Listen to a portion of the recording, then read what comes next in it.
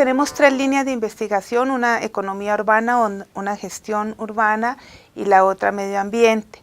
Y creo que cada una tiene una relevancia distinta, pero además creo que los temas evolucionan. Por ejemplo, cuando en los 70 era muy importante la urbanización, estudiar el proceso de urbanización, se sacaron productos muy importantes, el proceso de industrialización que hizo Gustavo Garza, y en esa línea, digamos, ahora se trabaja mucho sobre competitividad urbana y actividades económicas en la ciudad. Entonces creo que esa línea de economía ha ido girando. En el área de nosotros, lo que ha sido muy importante ha sido el problema de la vivienda, que es un tema que ha sido tratado desde diferentes perspectivas, pero que justamente por la evolución de las políticas públicas continúa vigente, porque el problema no se resuelve y entonces las problemáticas son otras. Entonces ese es un tema, el hábitat popular fundamentalmente, no solo la vivienda del Estado, sino el hábitat popular, digamos ambas cosas que están interrelacionadas. Y el papel que juega el suelo urbano como sustento de la producción del espacio. Y en el área ambiental, bueno, también la cuestión de la gestión de las ciudades, esta cuestión de la centralización, descentralización, cómo se administran, pero no solo cómo se administran, sino cómo se manejan, y esta nueva relación entre los municipios y la federación, pero también esta nueva relación entre los poderes económicos, financieros y la administración, entre lo público y lo privado. Entonces yo creo que son temas que hay emergentes, hay permanentes, pero lo que siempre es novedoso es desde dónde se analizan.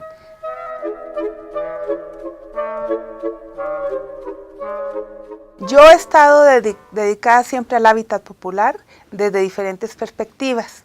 Digamos que empecé trabajando en los 90, cómo vivía la gente en los asentamientos irregulares, que tiene que ver, los asentamientos irregulares tiene que ver con esta creación, producción del espacio que está fuera de la normatividad urbana, que no tiene una política pública y donde el 60% de la población habita, porque entró al suelo ante la incapacidad del Estado de producir vivienda. Hicieron procesos de compraventa de suelo que estaba fuera del mercado formal. Y entonces la pregunta ha sido, digamos que entre las preguntas, ¿cómo se produce? Yo he trabajado cómo se habita en relación con otras zonas de la ciudad y cómo la gente obtiene los ingresos. Esa ha sido una parte. Y luego, a mediados de los 90, giramos un poco con Marta Sténgaro, tuvimos un financiamiento para hacer una investigación sobre la relación de estos espacios en la periferia de la ciudad con el impacto ambiental, porque digamos que en ese momento el impacto ambiental toma fuerza.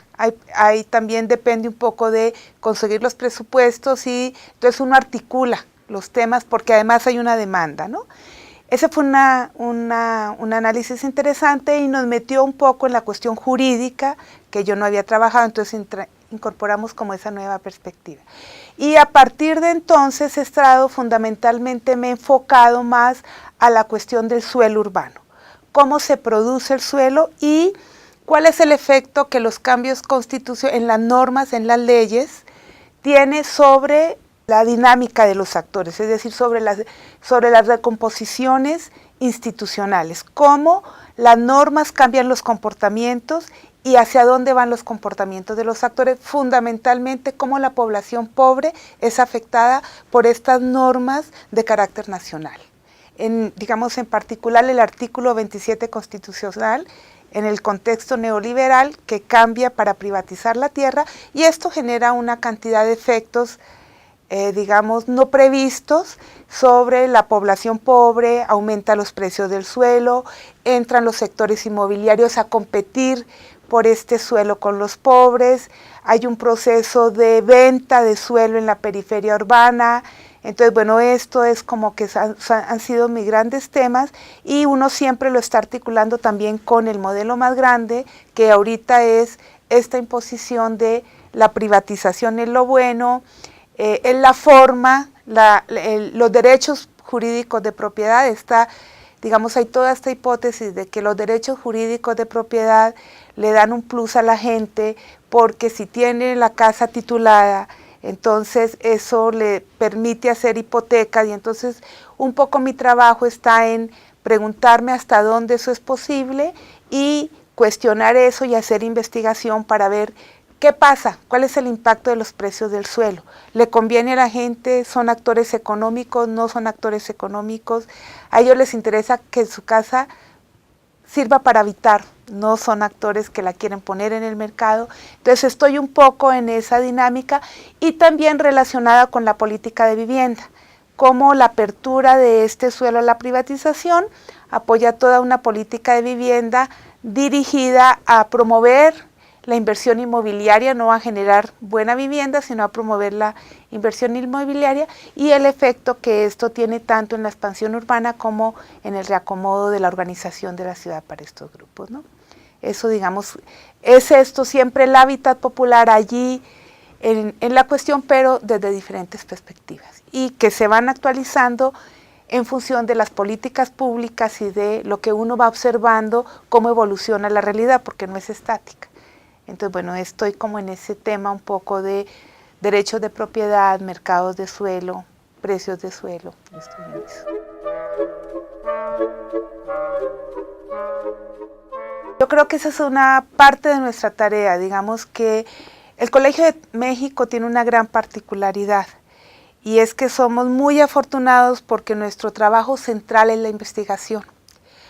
Y bueno, nuestros programas de maestría y doctorado, de hecho, el programa de doctorado es un programa bastante reciente, lo inició José Luis Lezama, incorporó también esta perspectiva ambiental y nosotros, digamos, formamos recursos humanos, que creo que es una de las partes más ricas de lo que hacemos, y lo formamos como en dos perspectivas. Por un lado es la formación de recursos humanos para la administración pública. Gran parte de nuestros egresados regresan a los estados y forman parte de la burocracia institucional que maneja las cuestiones urbanas. Entonces esa es gente que aprende a tomar decisiones y que la parte que nos interesa a nosotros es que aprendan a tomar decisiones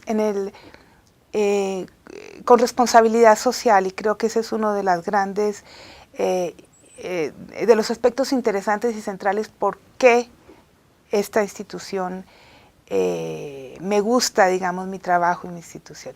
Y la otra parte es en la academia.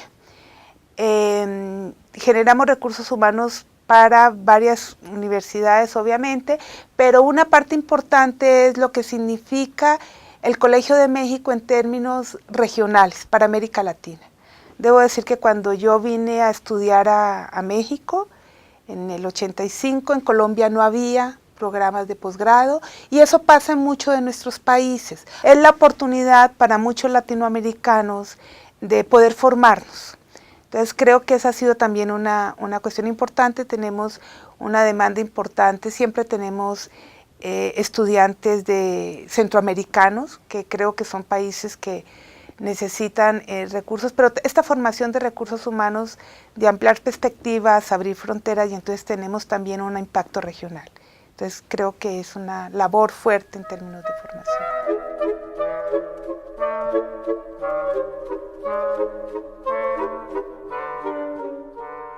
Sí, mira, yo creo que el CEDUA en particular fue hegemónico en que era la institución que tenía, por ejemplo, los estudios de población se concentraban aquí. Sin embargo, a través del tiempo, diferentes instituciones han ido creando programas similares, lo cual ha ampliado digamos, la oferta. Y entonces en eso yo diría que ya hay muy buenas instituciones que también hacen investigación y que se ha ampliado la comunidad académica en temas muy importantes. La UAN tiene, por ejemplo, la UAN Azcapotzalco, una maestría similar a la de nosotros, también tienen un programa de doctorado. Entonces, creo que el objetivo no es ser hegemónicos, sino poder ampliar y fortalecer el pensamiento latinoamericano, mexicano y el desarrollo de las ciencias sociales. Entonces, creo que en eso todavía tenemos un lugar en el sentido de cuál es el sentido de nuestra institución, y es esta formación social, esta perspectiva social, que no es una cuestión solamente digamos, no es como otras no es una universidad privada que está generando para ciertas élites. Hay obviamente, la academia y el conocimiento siempre incluye una élite, pero es una élite que puede tener sentido social, que ese es el objetivo, y creo que en eso logramos ampliar y participar de una comunidad académica con esa perspectiva. Y creo que eso hace del Colegio de México una institución muy especial, y también el hecho de que nuestra principal actividad, que siempre digo que somos muy afortunados, es la investigación. Entonces tenemos un espacio muy fuerte para investigación y tenemos responsabilidades académicas con los alumnos, pero como tenemos grupos pequeños, podemos controlar este equilibrio, ¿no?, entre formación de recursos humanos de muy buena calidad con el trabajo de investigación con sentido social. Entonces creo que eso es lo que nos hace como bastante especiales, digamos, ¿no?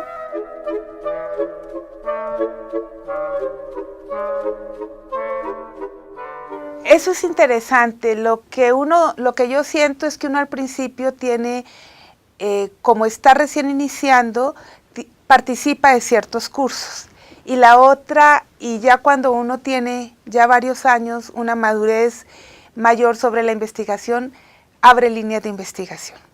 Y entonces eso ha pasado. Yo inicialmente inicio en un curso que todavía damos, que es muy interesante, que es Agentes Sociales y Estructura Urbana, que damos con la profesora Marta Stenger, y que incluye la problemática, cuáles son los temas vigentes, qué se discute en el mundo tanto y en particular en América Latina. Digamos que ese es pero en los 2 últimos años, en las 2 últimas generaciones, creamos otro curso sobre mercados de suelo, derechos de propiedad. El curso se llama Instituciones, derechos de propiedad y mercado de tierra. Ese es un nuevo curso.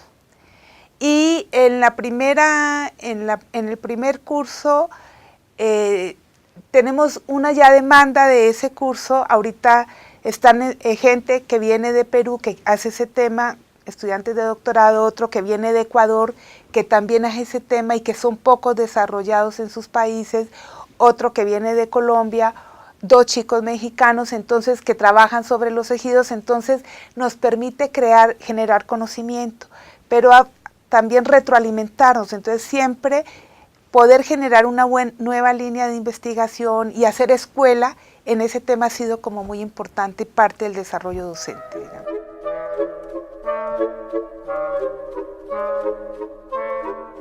Yo diría que hay un impacto, solo que no es un impacto directo. Digamos que aquí hay nosotros hacemos investigación con el objetivo de, es una investigación, un trabajo académico crítico, digamos, yo diría que es una escuela crítica frente a diferentes procesos sociales. Medimos los procesos sociales y hacemos un análisis que nos permite cuestionar de forma científica y argumentada lo que está pasando y con datos, con validez empírica. ¿Esto qué significa? Que nosotros participamos en términos de la discusión con las instituciones gubernamentales, diciendo cuál es nuestra posición. En algunos momentos, la toma de decisiones gubernamental se toma en función de intereses económicos. Entonces, digamos que tenemos cabida en la crítica, en el cuestionamiento, y hay momentos en que, digamos, logramos disminuir el impulso de ciertas tendencias, y hay momentos en que no. En el gobierno, por ejemplo, del Distrito Federal, que hemos participado activamente en diferentes foros, bueno, en cuestiones de definición de políticas, participamos, damos opinión y nos toman en cuenta. En otros contextos no damos opinión, pero lo que sí podemos observar es que al pasar el tiempo, ellos tienen, y ver los resultados concretos con el dato empírico, ya no pueden decir no está pasando. Nosotros decimos se los dijimos, pero lo que sí nos damos cuenta es que al final, digamos, tienen no cambiar de rumbo, pero moderar ciertas acciones. Entonces creo que es una cuestión a veces desfasada, ¿no? O sea, primero ellos ven los impactos negativos que ya estamos percibiendo nosotros, que están viniendo, que estamos midiendo, pero como la toma de decisiones se hace en relación o en acuerdo con otros sectores económicos, pues es difícil. Y la otra es que también vemos que muchas de nuestras investigaciones ellos las consideran como parte de su análisis. Eso no significa necesariamente que tomen decisiones en función de eso. Entonces, bueno, son ritmos diferentes y el nivel de influencia. Y la otra cosa que sí también hemos logrado es a través del manejo de fuentes de información. Hay una discusión, digamos, con el censo, nos son invitados y nosotros podemos decir qué indicadores se están dando cuenta del problema y qué no. A veces nos toman en cuenta, a veces meten la pregunta, a veces no la meten. Una parte importante del trabajo de investigación se ha girado a las nuevas técnicas, a la velocidad de la información. Y creo que el reto del investigador es mantener la capacidad de generar pensamiento crítico. Entonces creo que un reto es no dejarse marear un poco por dedicarse a probar nuevas técnicas y tener poco espacio para la reflexión. Creo que uno de los retos tiene que ver con esta moda académica de calificación, en donde te califican por el número de productos que tiene y eso le quita tiempo de madurez a tu trabajo. Entonces, bueno, a veces publicas cosas que tú pudieras demorarte 4 o 5 años en completar, entonces vas publicando así. Entonces esa presión, creo que el sistema mismo de calificación es todo un reto para nosotros. ¿Cómo mantengo el equilibrio entre mi trabajo no está suficientemente terminado, pero tengo que cumplir con un nivel de productividad? Entonces creo que ese es, por ejemplo, un reto muy fuerte. La otra es esta relación interinstitucional y global, digamos, ¿no? Hay una tendencia a generar proyectos internacionales entre diferentes escuelas, entre diferentes instituciones, y a veces es difícil poder dar respuesta a estas demandas y igual mantener el tiempo y formar parte de estos proyectos de modo creativo. Yo he formado parte, digamos, de varias redes internacionales y algunos proyectos funcionan y algunos no, se logran hacer metodologías comunes, comparativas, pero este reto de lograr construir grupos de investigación internacional creo que es un reto porque en cada país tiene sus particularidades, los contextos, pero además cada investigador tiene su propia formación y entonces lograr marcos metodológicos comunes, pues para hacer análisis comparativo a veces es un poco complicado. Entonces creo que son como nuevos retos en ese sentido.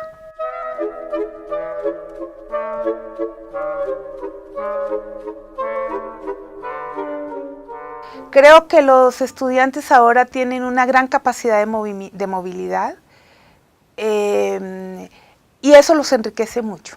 Hay una gran capacidad de movilidad de los estudiantes, hay un gran intercambio, hay apoyos económicos para esto, siempre estamos buscando recursos de la participación, son más activos, digamos. Entonces hay una promoción muy interesante hacia afuera y esto los conecta con el mundo, con las nuevas formas de pensamiento, digamos que el conocimiento es mucho más accesible. Igual a los profesores, nuestro contacto con el mundo con las instituciones académicas se ha venido fortaleciendo mucho. Tenemos proyectos comunes y entonces esto también nos enriquece, tanto en términos de lo que te comentaba, de poder presentar lo que hacemos y lo que somos y de poder enriquecernos con lo que en otras escuelas de pensamiento se hace y también discutir críticamente. Entonces creo que es todo un reto, pero creo que antes no había tanta movilidad y entonces ahorita hay todo una tendencia a fortalecer redes interinstitucionales.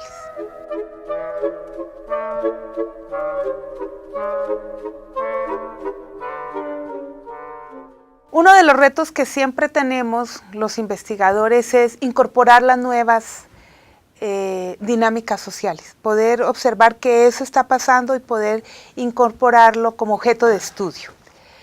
Por ejemplo, esta discusión de la privatización. ¿Qué está pasando? ¿Cuál es el impacto? Entonces, eso es cómo incorporamos los nuevos temas y cómo conseguimos datos, porque no es solamente la reflexión teórica, sino cómo conseguimos la comprobación empírica para poder saber si nuestros supuestos, nuestras hipótesis están acertadas, no están acertadas. Creo que es un reto de la investigación en general. Y como nuestra labor sigue siendo esa, entonces yo no diría que los retos van específicamente o hacia dónde vamos como a temas específicos, sino que diría que los procesos sociales van generando temas específicos que hay que incorporar en la agenda. Entonces creo que una parte de eso, un ejemplo muy claro es también el tema, por ejemplo, del envejecimiento. Hay un proceso demográfico de envejecimiento y esto genera un problema que es lo de las pensiones, por ejemplo, y lo del cuidado de los adultos mayores. Entonces es incorporar esta reflexión dentro de lo que significa para la sociedad mexicana siempre esto. Creo que es uno de los retos. Creo que otro de los retos que tenemos, pero en general la investigación, yo no diría que específicamente del CEDUA, es lograr una presencia a nivel internacional de lo que es la academia latinoamericana, lo que se produce. Hay muchos medios de coacción intelectual que impiden que lo que se produce en los países donde no habla inglesa, por ejemplo, y que los otros impongan ciertas líneas de investigación. Entonces creo que siempre es un reto el poner el aporte de nosotros y la teoría de nosotros y los aportes metodológicos en la discusión internacional, ¿no? Situarla científicamente. Entonces creo que ese siempre es un reto también de la investigación y eso también tiene que ver con la formación de recursos humanos. Entonces siempre como que tenemos esa tensión, pero es una tensión del oficio, no es una tensión específicamente de nuestra área. Digamos que las ciencias sociales tiene un reto también en no perder de vista que en los discursos internacionales siempre nos están vendiendo cuestiones políticas internacionales. En el área urbana, por ejemplo, nos han vendido esta cuestión de la privatización. Bueno, y en todo, digamos que el modelo se impone y toca mucho el área urbana. La privatización del suelo, la privatización de la vivienda, los derechos de propiedad, y eso desvía la atención en las políticas públicas. La política pública, por ejemplo, de vivienda, como no puede responder, lo que ha hecho es entregar títulos de propiedad para esta población, con la hipótesis de que el título de propiedad disminuye la pobreza. Entonces nuestro trabajo es siempre estar como muy atentos de tener una visión crítica ante estas políticas. Entonces, pero creo que es un reto de las ciencias sociales en general.